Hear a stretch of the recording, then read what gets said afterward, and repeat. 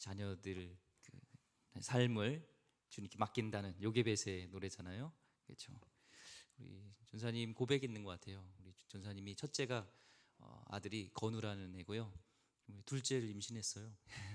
그래서 아마 첫째나 또 둘째에게 하는 또 그 고백이 있지 않나 이런 생각합니다. 하여튼 우리 전사님들이 달란트가 많습니다. 그래서 하나님께서 귀하게 쓰시길 소망합니다. 오늘 하나님의 부르심이란 제목으로 하나님 말씀을 같이 나누겠습니다. 지금 혹시 그 Sing Again이라는 그런 TV 프로그램 혹시 아시나 모르겠어요. 저도 유튜브를 통해서 알게 됐는데, 그러니까 Sing Again 말 그대로 노래를 다시 부른다는 거잖아요. 그래서 원래 예전에는 어떤 음악적으로 그 음악이 또 OST 곡이라든지 이렇게 좀 떴던 사람이 얼굴은 잘 알려지지 않았지만 이런 사람 다시 이제 대중 앞에 간절한 가수로서 대중 앞에 설 수 있는 기회를 다시 마련해주는 그런 오디션 프로그램입니다. 무명의 가수도 나오지만 OST로 굉장히 잘 알려진 곡으로 나온 사람도 있었어요. 한 번은 보니까 한번 한류 열풍을 일으켰던 그 드라마의 OST를 불렀던 분이더라고요. 그 꽃보다 남자 혹시 아세요? F4 해가지고 뭐 이민호, 김현중, 김범, 김준 해가지고 뭐 Almost Paradise 뭐 아시나요? 예. 그 노래를 불렀던 분인데 얼굴은 누군지도 몰랐어요. 그래서 이분이 얘기를 하더라고요. 자기가 진짜 말 그대로 천국을 자기가 경험했었다고. 그러니까 막 동남아에서 이 한류 열풍이 있을 때 그 꽃보다 남자가 떴을 때는요, 막 동남아시아에서 전 세계로 자기를 모시고 막 그랬대요. 막 진짜 꽃길을 걷고 천국길이었는데 이제 어느 순간 이제 그런 인기가 다 잠잠해지고 이제 무명으로 거의 돌아간 거. 사람들도 잘 모르고 잊혀진 존재로 무대에 설 수 없는 기회가 있었는데 다시 이제 무대에 서는 거예요. 그래서 그 노래를 부르더라고. Almost Paradise를 쫙 부르는데 그게 오디션이 이제 8명의 심사위원 중에서 Again이라는 그 버튼을 누르면 Again 다시 이제 다음 라운드로 진출한다는 거예요. 다시 듣겠다는 거 다음 곡을. 근데 6명 이상의 그런 Again이 나와야 되거든요. 근데 그렇게 유명했던 OST를 불렀던 가수인데 딱 끝나고 나서 표가요 2표인가 4표밖에 안 나온 거예요. 탈락이잖아요. 그렇게 아무리 한때는 막 동남아시아에서 막 자기를 전 세계로 막 가고 그랬는데도. 그래서 얼굴에 눈물이 막 글썽글썽하더라고요. 눈에요. 그래서 이제 끝났구나. 이 사람도 이제 그걸 직감한 거죠. 이제 무대로 이제 에서 벗어나려고 할 때 잠깐 하는 소리가 있었어요. 그래서 한 분이 탁 하면서 찬스란 게 있더라고요. 어게인 찬스 해가지고 한 명의 그런 가수를 탈락했을지라도 다시 한번 기회를 주는, 그게 이제 심사위원회 하나씩 고유의 권한이 있는 거예요. 그래서 자기가 그 하나밖에 없는 찬스를 저 가수에게 쓰겠다 하더라고요. 그래서 이 사람이 너무 감사하다고 막 글썽글썽하고 눈물이 글썽글썽하는 거예요. 그래서 가능성이 있을 것 같다, 뭔가 있을 것 같다 하면서 딱 찬스를 썼어요. 은혜죠. 한마디로 은혜. 그냥 떨어지고 끝나버리고 묻혀버릴 인생인데 다시 기회를 주는 인생, 은혜죠. 오늘 말씀 가운데 이제 그런 하나님께서 찬스를 쓴, 은혜를 준 사람이 나옵니다. 바로 이 누구죠? 오늘 아브라함을 이제 부르시는 장면이 나오잖아요. 아브라함을 부르실 때 그의 모습을 볼 때는요, 뭔가 이렇게 부르심을 받을 만한 그냥 능력 있는 사람이 아니었어요. 당시에 보면은 다 읽진 않았지만 니무롯이라는 그런 강하고 힘세고 막 능력 있는 사람들이 많이 있었습니다. 근데 아브라함을 부르셨어요. 그가 처음부터 하나님 부르실 때 우리가 볼 때 믿음의 조상 이렇게 얘기하지만 믿음의 그런 있는 사람도 아니었습니다. 세상의 기준을 볼 때는요, 별 볼 일 없는 그런 사람이었어요. 근데 하나님은 그를 은혜를 주시고 선택하신 것을 보게 됩니다. 여호수아서 24장 2절 말씀에 보니까 그의 배경이 나옵니다. 여호수아가 모든 백성에게 이르되 이스라엘 하나님 여호와께서 이같이 말씀하시기를 옛적에 너희의 조상들 곧 아브라함의 하나님 나홀의 하나님 나홀의 아버지 데라가 강 저쪽에 거주하여 다른 신들을 섬겼으나, 한마디로요, 이 아브라함의 부모님이요 우상을 숨겼어요. 뭐 달신, 해신, 뭐 당시에 그런 이 메소포타미아 또 이 바벨론 이쪽 지역에 있었던 그런 우상들을 섬겼습니다. 한마디로 콩가루 집안이죠. 근데 하나님은 그의 뭐 어떤 배경과 이런 걸 본 게 아니라 그를 선택하셨어요. 전적으로 하나님의 은혜로 선택했습니다. 하나님은 똑똑하지 않아도 연약해도 은혜로 우리를 부르시고요, 그 은혜로 부르심에 순종한 자를 통해서 하나님의 영광을 드러냅니다. 이게 얼마나 우리에게 위로가 되는지 모르겠어요. 똑똑하지 않아도 능력이 없어도 하나님 은혜를 주시고 부르시면 아멘 하고 부르신 자를 통해서 하나님 영광을 받으신다는 거예요.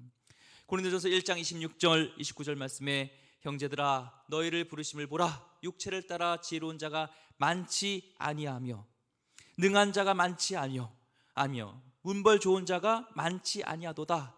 그러나 하나님께서 세상에 미련한 것들을 택하사 지혜 있는 자들을 부끄럽게 하려 하시고 세상에 약한 것들을 택하사 강한 것들을 부끄럽게 하려 하시며 하나님께서 세상에 천한 것들과 멸시받는 것들과 없는 것들을 택하사 있는 것들을 폐하려 하시나니 이는 아무 육체도 하나님 앞에서 자랑하지 못하게 하려 하심이니라. 아멘.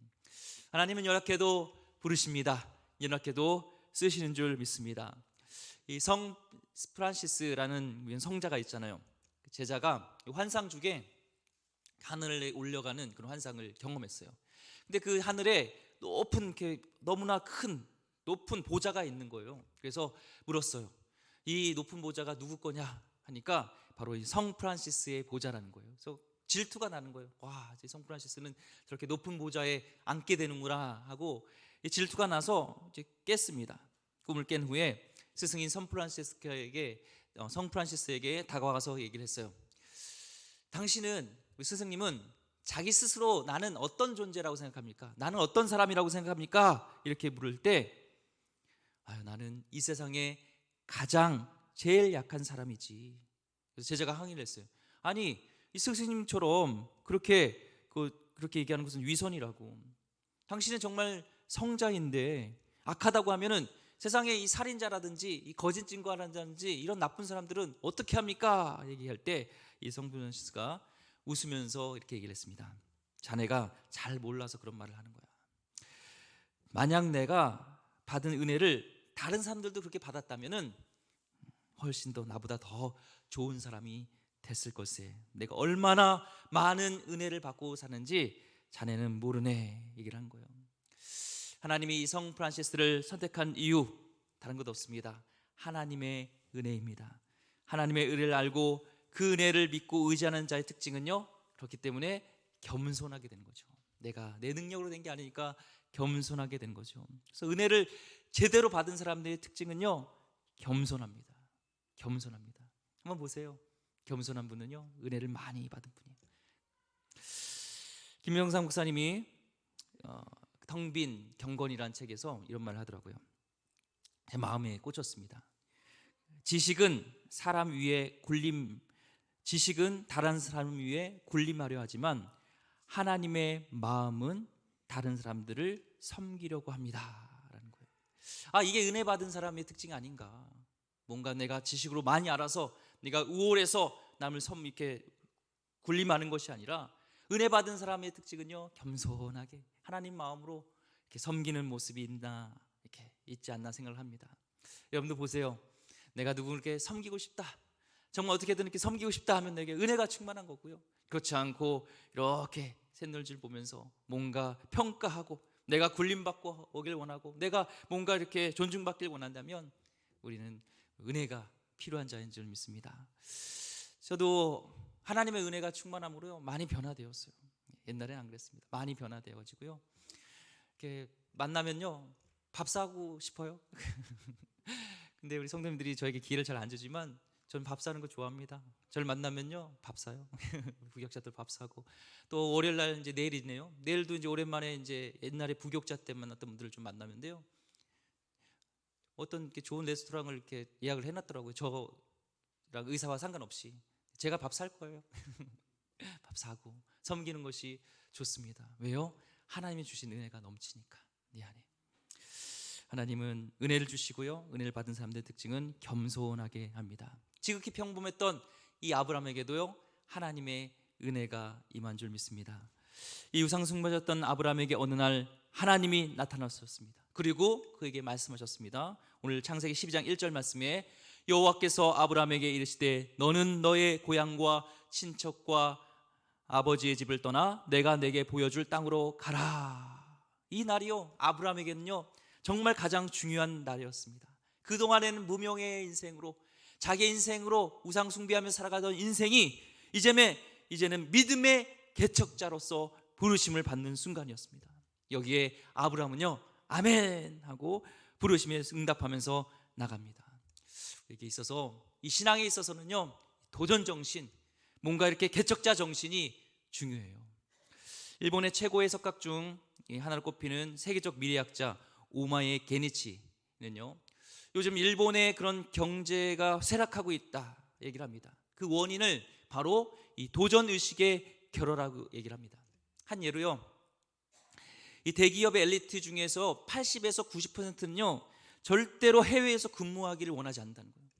30년만 전만 해도 해외에 나가기를 원했고 이런 도전 의식을 가졌던 이 젊은이들이요, 이제는 절대로 그러지 않으려고 하고요, 심지어 해외에 나가서 이 언어 공부도 하고 싶지 않아요. 공부도 하기 싫어한다는 거예요. 싫어한다는 거예요. 일본인들이요, 대부분 자식을 한 명 정도 키웁니다. 근데 그 중에 34%가요 이미 이제 독립을 하고 결혼 정령이가 됐는데도 부모님 곁에 이렇게 붙어 있는 일명 캥거루족이라고요. 캥거루족이 알아요? 배에다가 이렇게 캥거루 넣고 키우잖아요. 젖 먹이고 거기서. 어떤 거는 보면 캥거루 보면요 엄청 커요. 이게 조그만 게 아니라, 근데도 이 뱃속에 들어가서 쟤는 이제 좀 나와야 되는데, 그런 일본에 이 캥거루들이 많다는 겁니다. 예전은요, 그 일본이 그 2차 대전에서 패전하고 나서 굉장히 이 도전 의식을 가졌습니다. 그리고 허리띠 졸며매고 그런 의식으로 다시 일어나겠다는 그런 잿더미 속에서도 그런 도전 의식, 그런 개척자 정신을 가지고 막 했는데, 오랫동안 경제적 안정 속에서 이제는 거기에 동화되어서 더 이상 도전과 모험을 원치 않는다는 겁니다. 그래서 일본의 경제적인 것들이 쇠락하는 이유를 그렇게 일본의 유명한 학자가 꼽고 있습니다. 이게 왜 중요하면요, 일본을 얘기하려는 게 아니라 이 영향력이 한국에도 오고 있다는 거예요. 한국에도요. 한국의 사회도요 그런 조짐이 있습니다. 요즘 국가고시나 또 임용고시, 또 이름 있는 대기업의 이제 입사 시험, 또 의대 입시 경쟁률이요 한국이요 점점 높아집니다. 대단해집니다. 물론 정말 달란트가 있어서 거기에 비전이 있어서 간다면 좋겠지만, 적성과 비전은 온데간데 없고요, 오직 안정적인 직장인은 이유에서 거기를 지원하는 사람들이 많아지고 있다는 거예요. 시험난이 심하다고 하지만요, 중소기업에는요 아직도 제대로 된 사람을 구하기가 어렵다고 합니다. 또 구한 그 직원은요 얼마 있다가 좀만 어려우면 힘들다고 그냥 떠나버린다는 거예요. 요즘 신학교도 문제입니다. 신학교 지원자 보니까요, 우리 교단의 신학대학원이 작년에만 해도요 1.22대 1이었어요. 근데요 올해 보니까 0.6대 1인가 밖에 안 돼요. 미달이에요. 요즘 신학생들이요 사이에서는요, 교회 개척하겠다는 그런 건 자살하는 것과 같다, 이런 말을 합니다. 너나 할 것 없이 중대형 교회에 어떤 부목사로 사역하다가 역시 안정적인 교회에 청빙받아 가는 코스가 이상적인 삶으로 꼽히고 있다는 거예요. 그게 꼭 나쁘다는 건 아닙니다. 하지만 우리 신앙인은요 그런 도전자 정신, 개척 정신이 중요하잖아요. 이 거창 고등학교에는 그게 있잖아요. 왕관이 기다리는 데 가지 말고 단두대가 있는 데로 가라. 월급을 제일 적게 주는 데 가면 거길 가라 하면서 도전의식, 성경이 얘기하고 있는 그 정신을 가지고 가라 얘기를 하죠. 우리 자녀들에게요 좀 군대도 좀 좋은데 막 특전사 해병대도 보내시고, 또 도전의식으로 선교사 간다면 한번 갔다 오라고 해요. 우리에게는 야성이 필요합니다. 믿음의 도전의식, 믿음의 이런 개척자 정신이 필요한데요, 이 아브라함은 믿음의 개척자 정신으로 하나님이 그를 부르셨을 때 아멘 하고 가게 됩니다. 많은 사람들이요 믿음의 개척자에 되길 원하고 그 길 가기를 원해요. 우리 성도님들 그렇죠? 믿음의 개척자 되고 싶죠? 아브라함과 같이 믿음의 개척자가 되고 싶잖아요. 저도 되고 싶어요. 그런데 그 길이 쉽지 않습니다. 왜냐면요, 하나님의 말씀이라면 나에게 소중한 것을 내려놔야 되는 거예요. 그것이 그냥 되는 게 아니라 내 것을 내려놔야 돼요. 때로는요 나의 안정적인 삶도요 흩어버릴 수 있는, 하나님 말씀이라면 흩어버릴 수 있는 그것이 필요하다는 것입니다. 그런데 우리에게 있어서요 좋은 모델이 있어요. 바로 누구예요? 예수 그리스도 예수님께서 좋은 모델이 되십니다. 예수님은요 믿음의 개척자로서 본을 보여주셨어요. 빌립보서 2장 6절과 7절 말씀입니다. 같이 읽어보겠습니다. 시작. 그는 근본 하나님의 본체시나 하나님과 동등됨을 취할 것으로 여기지 아니하시고 오히려 자기를 비워 종의 형체를 가지사 사람과 같이 되셨고. 그래서 중요한 단어가 두 개가 나옵니다. 동등됨을 취할 것을 여기지 아니하시고라는 문장과 또한 자기를 비웠다는 거예요. 그렇게 여기지 않으셨다는 거예요. 하나님의 영광스러운 그 자리, 만왕의 왕 자리, 창조주 자리, 이것을요 이걸 똑같이 여기지 않았다는 거예요. 요즘 말로 제가 좀 바꿔드릴게요. 요즘 세계 최고 기업 1위가 애플이고 2위가 사우디의 아람코라고 하고 3위는 마이크로소프트 사러 갑니다. 또 이 브랜드 파워로서 가장 유명한 회사는 1위가 또 역시 애플이고 2위는 구글이고 3위는 뭐 마이크로소프트, 그다음 아마존, 뭐 이렇게 페이스북, 뭐 삼성은 한 8위 정도 된다고 합니다. 그런 기업의 회장직을요 다 내려놓는 거예요. 미국의 대통령 되기 어렵잖아요. 대통령인 다 내려놓는 거예요. 강남의 높은 빌딩에 그런 조물주보다 높은 요즘 건물주라는데 그것도 다 내려놓고 포기한 겁니다. 그걸 여기지 않았어요. 그리고요 뭐라고 해요? 비웠다는 거예요. 비웠다는, 이게 중요합니다. 믿음의 개척자의 예수님의 본은요 비움입니다. 비웠다는 겁니다. 가득 찬 그릇에는요 어떤 것도 담을 수 있을까요? 없을까요? 여기 물이 가득 찼어요. 그럼 여기다 뭔가 담을 수 있어요? 없어요? 없죠. 비워야 채울 수 있습니다. 노자는요 이런 말을 했습니다. 항아리를 쓸모있게 하는 것은 도공이 빚는 흙이 아니라 항아리 안에 빈 공간이다. 이 항아리가 항아리 되게 하는 것은 아무리 이 도공이 많은 게 빛을 예쁘게 비춰도 그 항아리가 꽉 차 있으면요 항아리 속에 쓸모가 없다는 거예요. 항아리 쓸모있게 하는 것은 항아리의 빈 공간입니다. 우리도 마찬가지입니다. 하나님 앞에 쓸모있는 그릇이 되기 위해서는요 우리 자신을 비워야 합니다. 탐욕과 이기심, 미움과 질투와 시기, 하나님 말씀이라도 보기에는 우리가 안정적인 삶을 이렇게 손해보는 삶이라면요 절대 움직이지 않으려는 것들, 이것도 버려야 하고 내려놔야 돼요. 이 피리를 불잖아요. 이렇게 플룻도 불고 피리를 불 때 이 피리의 애절한 소리가 나오잖아요. 피리의 삐리리 애절한 소리 나잖아요. 거기에서는요 왜 나면은 텅 빈 공간이 있기 때문에 그 애절한 소리가 납니다. 바이올린의 아름다운 선율이 있죠. 끼리리리리 있잖아요. 그 아름다운 선율은요 그 빈 공간을 통해서 울려 퍼지는 겁니다. 우리도 비워야 아름다운 소리를 내고 하나님께서 어떤 말씀을 하셔도 그대로 담아서 아름다운 소리를 낼 수 있는 것입니다. 아브라함은 비웠습니다. 예수님처럼 비웠습니다. 하나님은요 아브라함이 가야 할 땅을 또한 모두 보여주지 않았어요. 오늘 12장 1절 말씀에 보니까 하나님은 내가 너에게 보여준 땅으로 가라가 아니라 내가 너에게 보여줄 땅으로 가라라고 말씀하셨습니다. 우리가 믿음으로 가는 길은요 갈 바를 알지 못하고 떠나는 것 같아요. 그런데 우리가 무작정 막 이렇게 나가는 것과 다른 것이 있어요. 그것은요 믿음으로 나가는 길은 하나님만 바라보고 하나님을 의지하고 가는 것입니다. 히브리서 11장 8절 말씀에 믿음으로 아브라함은 부르심을 받았을 때에 순종하여 장래 유업으로 받을 땅에 나아갈새 갈 바를 알지 못하고 나아갔으며, 갈 바를 알지 못하지만 믿음으로 하나님을 바라보고 하나님을 믿고 하나님만 의지하고 나갔다는 거예요. 그럼 혹시 비행기를 타보신 적 있습니까? 요즘 코로나 때문에 비행기 타기 참 어려운데 이 비행기를 탈 때요 혹시 이 비행기가 뜨기 위해서 필요한 수만 개의 부품과 막 여러 가지 그런 부속들이 막 있잖아요. 그것을 과학적으로 다 이해를 받아서 여러분이 설득되어서 이런 원리에서 과학에 의해서 이 부품들이 이렇게 필요로 하고 그래서 이 비행기가 뜨게 되는구나. 그러니까 내가 비행기 타면은 목적지까지 안전하게 갈 수 있겠어. 이런 것들을 다 설명을 듣고 이해가 돼서 여러분 그 비행기를 탑니까? 아니죠. 비행기를 타면은 이렇게 안녕하십니까? 저는 기장 누구입니다. 여러분 이 비행기는 뭐 어디로서 뭐 어디를 가는 비행기입니다. 오늘 여러분을 모시게 돼서 너무나 감사합니다. 뭐 도착 시간은 몇 시가 될 것이고 거기에 온도는 어떻게 될 것입니다. 오늘 날씨는 어떻습니다. 좋은 여행 되시길 바랍니다. Ladies and gentlemen 하면서 쭉 나오잖아요. 그렇죠? 그때 우리는 그 캡틴이라는 그 기장의 얘기를 듣고 아 그래 목적지까지 안전하게 가겠구나. 그리고 믿고 앉아서 뭐 이렇게 영화를 보든지 기내식 나오면 기내식 먹고 그러다가도 또 피곤하면 자기도 하고 그러다가 뭐 여러 가지 있다가 책을 보다가 있다 보면은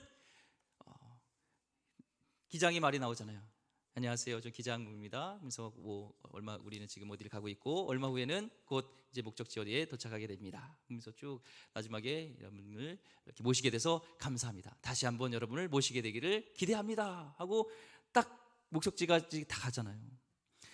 하나님도요 우리를 무시해서가 아니라 다 설명 다 해도요 이해 못하는 것들이 있어요. 기장이 아무리 비행기가 어떻게 원래 가서 갈 때 지금 어떻게 갈 거고 어떤 적응을 할 거고 어떤 비행을 할 거고 이렇게 다 설명하지 않아도 그냥 목적지에 가겠다 이걸 알고 설명해 준 것처럼 하나님을 무시해서가 아니라 다 설명해도 때로는 이해 못하기 때문에 일단 가라, 날 믿고 가라 하고 우리에게 약속을 주시고 하나님 우리를 부르시는 겁니다. 우리는 보통요 아브라함이요 이 믿음으로 이렇게 시작될 때 창세기 오늘 12장에 바로 부르시고 곧장 이제 하나님 바라보고 믿음의 여정을 간 것 같지만 바로 아브라함이 가나안으로 들어갔다고 생각하지만 그 전에 지체한 곳이 있어요. 머물렀던 곳이 있어요. 바로 하란입니다. 창세기 11장 31절 말씀에 보니까 데라가 그 아들 아브람과 하란의 아들인 그의 손자 롯과 그의 며느리 아브람의 아내 사레를 데리고 갈대아인의 우를 떠나 가나안 땅으로 가고자 하더니 하란에 이르러 거기 거류하였으며 가다가 이 하란 곳에 머물렀어요. 이 갈대아 우를 떠날 때 이 두 강 티그리스와 유프라테스 강 그 줄기에 있었던 이 비옥한 초술땅 지대에 있을 때 거기서 떠날 때가 60세쯤 됐습니다. 그리고 아브라함이 이제 하란에서 머물렀다가 이제 떠날 때가 몇 살이냐면은 오늘 창세기 12장 4절 말씀에 나와 있습니다. 이에 아브라함이 여호와의 말씀을 따라갔고 룻도 그와 함께 갔으며 아브라함이 하란을 떠날 때 75세였더라. 60세에 떠났는데 하란에서 이제 떠나려고 또 떠날 때 보니까 75세였어요. 그러면 이 하란에서 몇 년을 거기서 지체한 거예요? 15년을 지체한 겁니다. 하란에서 15년이나 머문 것이에요. 온전한 순종을 드리지 못한 결과가 결국엔 아브라함에게도 이 세월의 낭비가 있었던 것을 보게 됩니다. 우리도 주님이 은혜 주시고 말씀에 순종하여서 이렇게 믿음의 개척자로서 가다가 멈춰져 있는지 한번 오늘 말씀을 통해서 돌아보길 소망합니다. 하나님과 관계없이 혹시 사업을 하고 있든지, 하나님과 관계없이 친구하고 사귀고 있든지, 하나님과 관계없이 꿈을 펼치고 있지는 않은지, 그렇다면 우리는요 열매 없는 하란의 세월을 지내고 있습니다. 하란이 열매 없다는 뜻이에요. 거기서는 열매가 없어요. 그런데 하나님은 15년을 기다려주셨다가 마침내 때가 됐을 때 아브라함에게 오늘 창세기 12장 1절부터 다시 두 번째로 부르시는 거예요. 사도행전 7장 4절 말씀이요. 아브라함이 갈대아 사람의 땅을 떠나 하란에 거하다가 그의 아버지가 죽음에 하나님이 그를 거기서 너희 지금 사는 이 땅으로 옮기셨느니라. 다시 부르신 거예요. 오늘 창세기 10장 4절 말씀이에요. 이에 아브라함이 여호와의 말씀을 따라갔고, 다리 부르셨을 때 말씀을 따라갔다는 거예요. 롯도 그와 함께 갔으며 아브라함이 하란을 떠날 때에 75세였더라. 75세 때 다시 부르시고 이제 다시 한번 그 사명 앞에 하나님 처음 부르셨을 때 그때로 다시 부르심 앞에 응답하고 가는 걸 보게 됩니다. 믿음은요 계속 반응하는 것입니다. 한 번 반응했다 끝나는 것이 아니라 계속 반응하는 것입니다. 믿음의 개척자의 길을 가기 위해서는요 지체해서는 안 됩니다. 앞으로 나가야 됩니다. 뒤를 돌아봐서는 안 됩니다. 하나님은 우리를 선택하셨고 지금도 우리를 여전히 부르고 계신 줄 믿습니다. 그 부르심 앞에 새롭게 응답해야 합니다. 새롭게 오늘 헌신해야 됩니다. 이 말씀을 저도 준비하면서 나를 다시 돌아보면서 나도 하나님의 부르심 앞에 다시 한번 헌신해야겠다라는 각오를 했습니다. 여러분도 다시 한번 부르심 앞에 한번 위대한 믿음의 출발을 하시길 소망합니다. 부르심에 합당한 삶을 위한 소명 찾기에서 우리엔 부르심이 있다는 거예요. 소명이 있다는 거예요. 우리에게 주어진 1차적 소명은요 바로 예수 그리스도에 대한 믿음을 통해서 하나님과 지속적인 관계를 맺는 것이 1차적 소명이에요. 그것이 성경에서 부르심이라고 얘기합니다. 그 부르심은요, 계속적으로 우리의 1차적 소명을 얘기하는 거예요. 하나님을 더 알아가는 것, 하나님과 더 깊은 관계를 갖는 것. 또한 성경에서는 이젠 2차적 소명을 우리에게 얘기를 하고 있습니다. 그것은 뭐냐면은 이런 질문이에요. 하나님은 세상을 향한 그분의 뜻을 성취하기 위해 내 삶을 어떻게 사용하기 원하시는가? 좀 더 풀어서 얘기하면요, 하나님이 당신에게 은사를 주신 것은 그분의 나라를 위한 것이지 1차적으로 당신 개인의 경력을 위한 것이 아니다. 우리 삶을 향한 하나님의 최선의 부르심이 무엇인지 찾고 있다면, 나는 무엇을 원하며 무엇이 나를 기분 좋게 하는가, 이게 아니라 하나님은 무엇을 원하시며 세상을 변화시키기 위해 나를 어떻게 사용하길 원하시는가에 대한 질문을 시작하는 것이 2차적 소명이라는 거예요. 그렇지 않나요? 어느 순간 우리도 하나님의 부르심이 있었고, 하나님의 주신 열방에 대한 비전도 있었고, 정말 한 영혼을 구원하고자 하는 하나님의 놀라운 일, 하나님의 뜻대로 살고자 하는 열망이 있었는데, 결혼도 하고 애도 낳고 뭐 그렇게 하다 보니까 그냥 살다가 내가 원하는 일들 사는 것이 하나님의 일이겠지 했던 것이 혹시 있지 않습니까? 오늘 하나님은 우리에게 다시 한번 아브라함을 부르신 것처럼 다시 부르십니다. 무엇을 원하시며 나를 통해서 세상을 어떻게 변화시키길 원하는지, 어떻게 사용하길 원하는지 하나님께 한번 물어봤으면 좋겠습니다. 한 선교사님을 하나님 부르심 앞에 철저히 순종했던 우리 한 선교사님을 소개하려 합니다. 원래 이름은 엘자베스 요한나 세핑이고요, 한국식 이름은 서서평 선교사님이에요. 여자 싱글이었는데요, 간호사로 한국에 와서 헌신했던 분입니다. 그분이 이제 원래 간호사로 미국에서 잘 지내고 있었습니다. 부옥비옥한 삶을 살고 있었죠. 그때 한 선교사님이 부르심에 대한 것이 있어요. 이 동방에 조선이라는 나라가 있는데 거기에는 정말 가난과 전염병이 많고 사람들이 죽어가는 사람들이 너무 많다는 거예요. 그래서 우리 간호사 같은 사람들이 너무 필요하다, 그들을 돌본 사람이 필요하다라는 그 부르심이 하나님의 부르심으로 이렇게 반응하게 됐어요. 그래서 다른 것 다 생각하지 않고 한국 선교사로 32세에 호련단신으로 지원하게 됩니다. 그분이 쓰신 일기를 보니까요, 1912년인데요 한 달간 500명의 여성을 만났는데 하나도 성한 사람이 없다는 거예요. 500명의 여자를 만났는데 다 굶주리고 병들어 앓고 있고 소박을 맞아서 쫓겨난 그런 인생들이라는 거예요. 자기가 여자지만 여자로서 봤을 때도 너무나 불쌍한 인생이에요. 그런 어렵고 암울한 상황에 우리 조선, 이 대한민국에요, 그런 때가 있었다는 겁니다. 그래서 이분은 특별히 버려진 아이들을 이렇게 걷어들이기 시작했고 14명을 양아들로 받아들이고, 또 그때 이 나환자들이 많았던 거예요. 나환자, 문둥병이라고 했죠. 이게 너무나 많은 거예요. 그들을 돌보고 그다음에 양딸로 삼고 양아들로 삼고, 또 이 소박 맞은 당시에는 막 그런 뭐 칠거지약 해가지고 막 애도 못 낳으면 막 소박당하고 막 그냥 버리고 막 때리고 막 이래도 그게 아무런 그게 죄가 없었던 거잖아요. 진짜 인권 뭐 얘기하지만 요즘은 우리 여성분들의 인권이 더 높습니다. 그렇죠? 우리 잘못 건드렸다가는요 큰일 납니다. 저도요, 미래에 투자를 하기 위해서는요 아내한테 잘해야 돼요. 여러분들 조심하세요. 남편들 괜히 뭐 밤에 이제 배고프다고 나 좀 배고픈데 이런 얘기하는 건 간 큰 남자입니다. 조심해야 돼요. 노후 대책을 잘 하셔야 돼요. 그런데요, 그럴 때였어요.